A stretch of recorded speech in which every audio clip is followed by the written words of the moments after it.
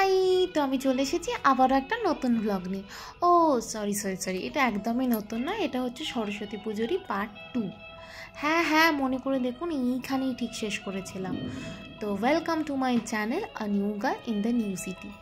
জানি আমি ভিডিও দিতে অনেকটা লেট হয়ে যায়, কিন্তু কি করব বলুন, নতুন জায়গা, নতুন সংসার, একটু টাইম তো লাগবেই। তো আমরা সেদিনে যাচ্ছিলাম হচ্ছে বিড়লা মন্দির। হ্যাঁ, ভারতের প্রায় প্রত্যেকটা জেলাতেই একটি করে বিড়লা মন্দির আছে।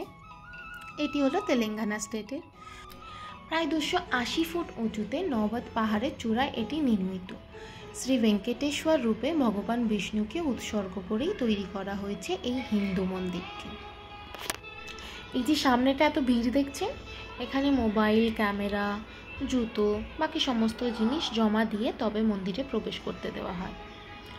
বাকি মন্দিরগুলোই যেমন নিয়ম, এখানেও ঠিক তাই। ঘড়ির কাঁটাতে তখন 6:30, আর এই দেখুন বাইরের দৃশ্যটা কি অপূর্ব, তাই না? আমার তো বেশ ভালো লাগছিল।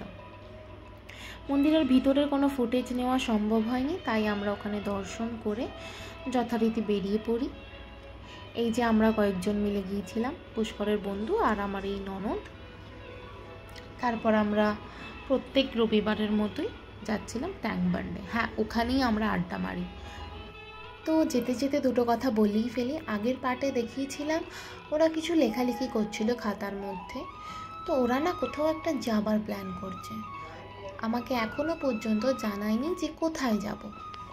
দেখা যাক কবে জানায়। যাকগে, সেই সব পরের কথা। তবে ওই দেখুন দূরে আমাদের জাতীয় পতাকা, এত আলোর মধ্যে কি মারাত্মক সুন্দর লাগছে, তাই না দেখতে?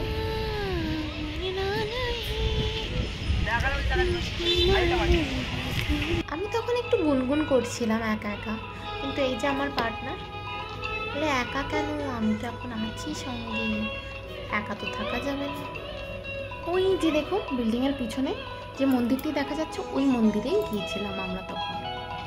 এবার আমাদের বাড়ি যেতে হবে। তখন বাজছিল প্রায় 11টা, আর এইখানে আমরা ঢুকেছিলাম আইসক্রিম খেতে। কি সুন্দরভাবে সাজানো, তাই না? এই জায়গাটা নাকি আইসক্রিমের জন্যই বিখ্যাত পুরো হায়দ্রাবাদে। আমরা এখানে বসে আইসক্রিম খেয়ে এবার বাড়ির উদ্দেশ্যে রওনা দেব। তো দেখা হবে আবার নতুন ব্লগে, ততক্ষণ বাই।